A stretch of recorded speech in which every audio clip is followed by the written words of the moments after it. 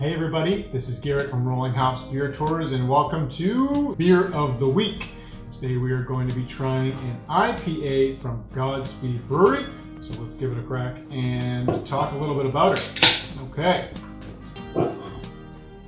This is the Ochame. This is Godspeed's green tea IPA, something very unique in the east end of the city of Toronto, where we are located and where we run our tours. Godspeed is a very unique brewery. It takes this really cool, elegant, rustic meets Japanese influence and has this really awesome vibe to it. It's actually the second stop on our East End walking tour. They do a lot of really great beers. Specifically, they work on a lot of traditional styles of beer. Classic lagers, smoked beers, classic stouts, things of that nature. A defining factor for a brewery is how they differentiate themselves from the pack. With a green tea IPA, this is something new, something different, something exciting, and they have it as part of their core lineup. Luc Lafontaine, who is the head brewmaster and owner at Godspeed Brewery,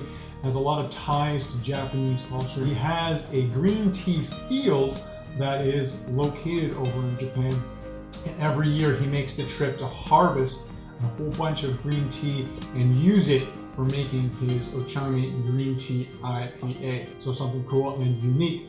And to that point, cheers. Let's have a taste.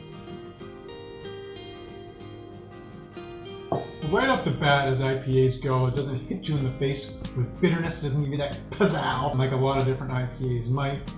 I suppose you would probably call this more of a West Coast style IPA, simply because on top of the green tea flavor, which is sort of prominent off the bat, you are getting some notes of citrus as well. A wonderful IPA style. You can give them a look and check out this along with their other lineup of fantastic beers that they have over at Godspeed Brewery. Until next time, I'm Garrett from Rolling Hops Beer Tours. This is your Beer of the Week. Craft beer is here. Cheers.